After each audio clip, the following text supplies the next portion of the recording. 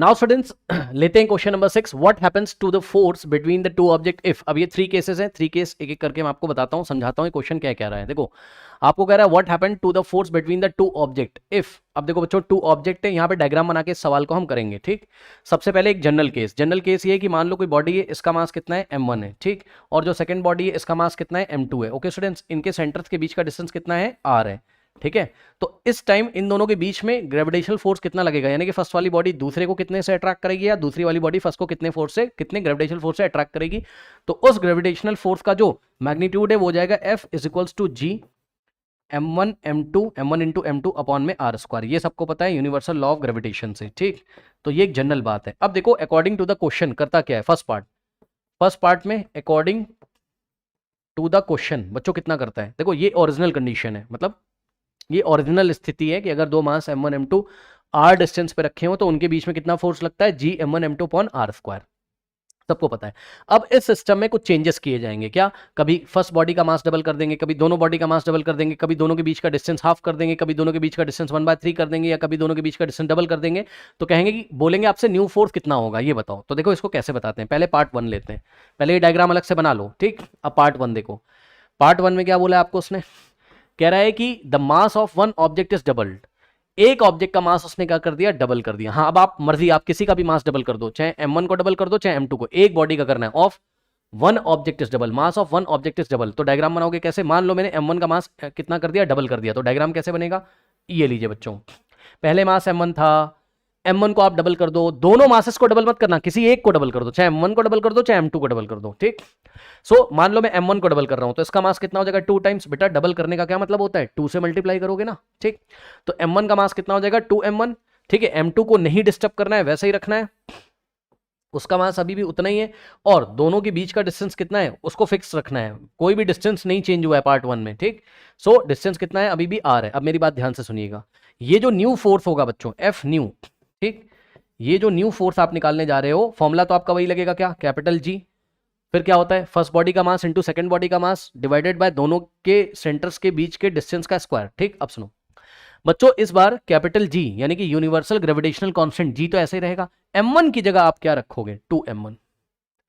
First body का मास कितना रखोगे, 2m1, तो ये हो जाएगा G 2m1, G into 2m1, ये फर्स्ट बॉडी का मास है, इंटू सेकेंड बॉडी का मास m2 और अपॉन में r स्क्वायर। बताइए क्या किया, कोई बच्चों कुछ भी यहां पे आपको टेंशन नहीं लेना है, जो न्यू फोर्स है उसको निकालने के लिए फॉर्मूला तो यही लगाया है, G m1 m2 upon r square, लेकिन G m1 क्या होता है, फर्स्ट बॉडी का मास। अब फर्स्ट बॉडी का मास डबल हो गया, यानी कि m1 की जगह 2m1 रखोगे बस, और सेकंड बॉडी का मास वैसे ही रहा है, यानी कि सेकंड बॉडी की जगह आप सेकंड बॉडी का मास m2 रखोगे बस, अपॉन में r स्क्वायर। ठीक, अब सुनो, यहां से आप क्या करोगे, ध्यान दे बच्चे, देखो ये वाला जो 2 है मल्टीप्लाई में सबसे आगे लिख लो, इसको जब सबसे आगे लिखोगे तो 2 इंटू क्या बचेगा आपके पास, G m1 m2, सो G m1 m2 अपॉन में r स्क्वायर, यही बचेगा। अब ये चीज क्या है, देखिए बच्चों, ये चीज क्या है, ये मान लो इक्वेशन नंबर 1 थी, तो इक्वेशन नंबर 1 से G m1 m2 upon r square की जगह आप f रख सकते हो।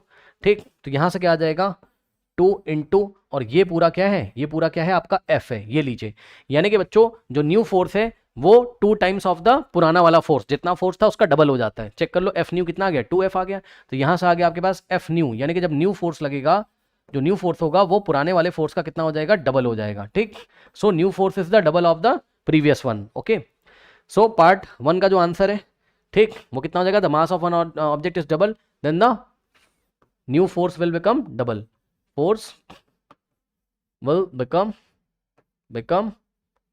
डबल। ये लीजिए, क्या दिक्कत है। ठीक, इतना नोट करो, नोट कर लो बच्चों। अभी इसी में एक चीज और करके दिखाता हूं, नोट कर लीजिए। अब पार्ट 1 में ही मान लो बच्चे कह रहे हैं सर अगर आप फर्स्ट बॉडी का मास डबल ना करके सेकंड वाली का डबल कर देते, हाँ भाई कर सकते हो, तब भी आंसर पे कोई फर्क नहीं पड़ेगा। आइए हम आपको दिखाते हैं किस तरीके से, फर्स्ट वाला ही क्वेश्चन दूसरे तरीके से, देखो कैसे सॉल्व करोगे। अब आपने क्या कहा, आपने कहा सर एक काम करो सर, है ना, फर्स्ट वाली बॉडी को, क्योंकि उसने क्या बोला आपको कि दोनों में से एक ही बॉडी का मास डबल करना है, तो फर्स्ट वाली बॉडी का मास m1 रखा और सेकंड वाली का डबल कर दिया। सेकंड वाली बॉडी का मास पहले कितना था, m2, अब हमने कर दिया 2 इंटू m2, यानी कि 2 इंटू m2 डबल कर दिया, 2 से मल्टीप्लाई कर दिया, दोनों के बीच का डिस्टेंस उतना ही है, यानी कि r है। अब फोर्स कितना होगा, आंसर पे कोई फर्क नहीं पड़ेगा, देख लीजिएगा, F new is equals to क्या होता है, G m1 m2 upon r square, G into m1 की जगह m1 रखेंगे, इंटू m2 की जगह क्या रखेंगे, 2m2, बस भाई सेकंड बॉडी का मास कितना हो गया 2 इंटू M2, सेकंड बॉडी का मास 2 इंटू M2 रख दिया, ये लीजिए, और अपॉन में R²। ठीक, अब करना कुछ नहीं, ये वाला 2 आगे आ जाएगा और बचेगा क्या Gm1m2 अपॉन R²। क्या बचेगा Gm1m2 अपॉन में R²। ठीक है स्टूडेंट्स, अब ये जो चीज़ है ये क्या हो जाएगा, ये जो चीज़ है Gm1m2 अपॉन R² किया, अब इंटू में F लिख सकते हो, फिर से उतना ही आ गया, F new is equal to 2 times of the previous force, जितना फोर्स पहले था एक मास को डबल करने से फोर्स डबल हो जाता है, और होगा भी क्योंकि force is directly proportional to the product of the masses, ये बात हमने पढ़ा है। ठीक, तो ये पार्ट 1 आपका हो गया सवाल।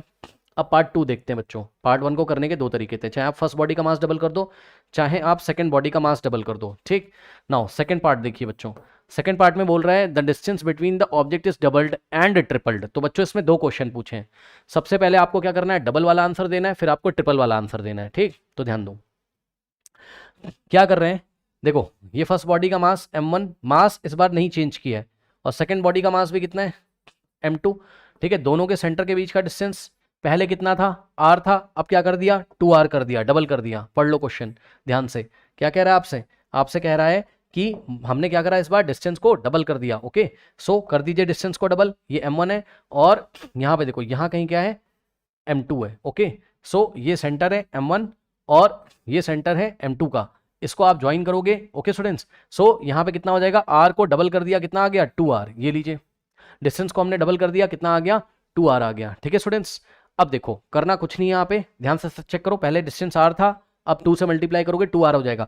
अब देखो फोर्स का फॉर्मूला क्या होता है, फोर्स न्यू हम यहाँ पे निकालने जा रहे हैं, डिस्टेंस को जब डबल किया, ध्यान दे बच्चे क्या होता है g m1 m2, मास में तो कोई चेंज नहीं किया, तो m1 m2 मास है अपॉन में r का स्क्वायर, लेकिन r की जगह क्या रखोगे 2r। ध्यान दो यहाँ पे r का स्क्वायर होता था, r की जगह हम क्या रखेंगे 2r। लो नीचे r का स्क्वायर होता था, लेकिन अब r क्या होता है डिस्टेंस, अब डिस्टेंस कितना हो गया, ये डिस्टेंस कितना हो गया 2r। ठीक है, तो हम क्या करेंगे 2r का स्क्वायर कर देंगे, ये लीजिए।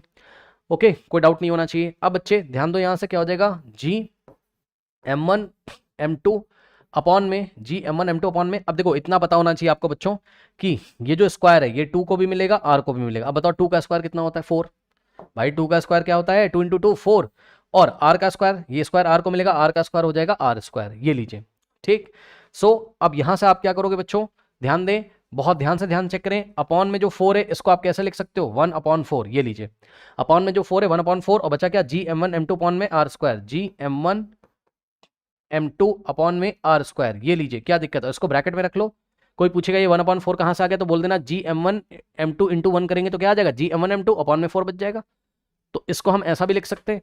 अब यहां से देखो जरा, ये वाला 1/4 तो ऐसे ही रहेगा, और Gm1 m2 अपॉन r² की जगह आप क्या रखोगे f, जो फोर्स पहले था, तो 1/4 इंटू f आ गया। यानी कि बच्चों आप न्यू फोर्स निकाल रहे थे, और ये जो न्यू फोर्स है ये किसके इक्वल आ गया, ये आ गया आपका 1/4 into f। Okay students, so distance को डबल करने से न्यू फोर्स कितना हो जाता है 1/4 हो जाता है, new force is 1/4 of the previous one. ठीक है, सो डिस्टेंस को डबल करने से फोर्स will become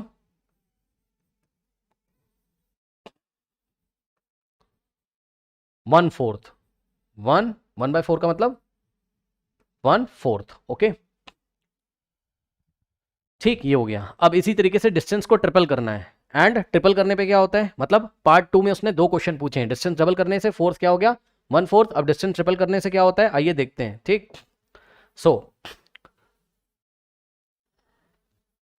कुछ नहीं करना है आपको, डायग्राम बनाना है। ये देखिए इसका मास m1 है, और ये मास क्या हो गया m2 हो गया, मासेस को नहीं चेंज किया गया है, और डिस्टेंस जो है सेंटर की कितनी कर दी गई, ट्रिपल कर दी गई। ये लीजिए r का ट्रिपल करो 3r हो जाएगा, तो इस बार डिस्टेंस क्या हो गया 3r हो गया। सो यहां से f न्यू जब निकालेंगे हम लोग, सो क्या आ जाएगा capital G m1 m2 upon में r², इस बार r की जगह हम क्या रखेंगे 3r, जैसे 2r रखा था पिछली बार वैसे ही 3r का स्क्वायर। अब यहां से क्या हो जाएगा आपके पास G m1 m2 अपॉन में, अब देखिए बच्चों ये जो स्क्वायर है 3 को भी मिलेगा, r को, 3 का स्क्वायर 3 2 6 मत कर देना, 3 का स्क्वायर क्या होता है 3 इंटू 3 9। ओके, सो यहाँ पे आ जाएगा 9, और इंटू में r का स्क्वायर क्या होता है r²। ठीक है, ये हो गया। अब यहां से क्या हो जाएगा f new is equals to क्या हो जाएगा G okay m1 m2 upon में, अच्छा एक चीज और थोड़ा ध्यान दो, f न्यू कितना हो जाएगा ध्यान दो बच्चों, जो अपॉन में क्या लिखा है 9, इसको आप क्या लिख सकते हो यहाँ से 1/9, सो 1/9, और G m1 m2 अपॉन में क्या हो जाएगा r², ये लीजिए। ठीक, अब ये वाला 1/9 तो ऐसा ही रहेगा, यानी कि 1/9 और इनटू में जी m1 m2 upon are square, ये क्या चीज है, ये आपका f है। सो अब न्यू फोर्स कितना हो गया, new force 1/9 times of the previous one, यानी कि जितना फोर्स पहले था उसका 1/9 टाइम्स हो जाएगा। सो डिस्टेंस को ट्रिपल करने में force will become 1/9 times, force will become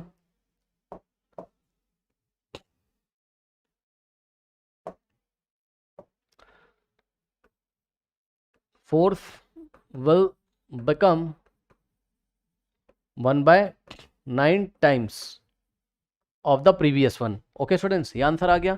अब इसके बाद बच्चों थर्ड पार्ट करते हैं। कह रहा है if the masses of both objects are double, अगर दोनों ऑब्जेक्ट के मास को डबल कर दिया। पार्ट वन में किसी एक ऑब्जेक्ट के मास को डबल कर रहा था, अभी क्या कर रहा है, दोनों ऑब्जेक्ट के मास को डबल कर रहा है।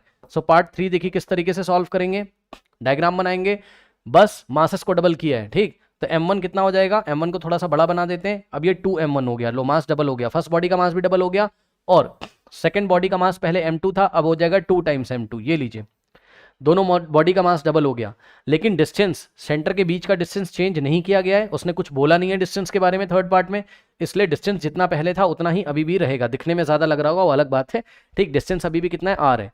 अब देखो बच्चों, यहां से क्या आ जाएगा आपके पास, F is equals to F new, यानी कि जो न्यू फोर्स है कितना हो जाएगा, यहां से देखिए F न्यू कितना हो जाएगा, जी m1 m2 अपॉन में आर स्क्वायर। m1 सुन लो ध्यान से, m1 की जगह कितना रखोगे 2m1, अरे भाई फर्स्ट बॉडी का मास कितना है 2m1, सो जी इंटू m1 की जगह 2m1, m2 की जगह 2m2। ठीक, अपॉन में r का स्क्वायर, ये लो क्या दिक्कत है।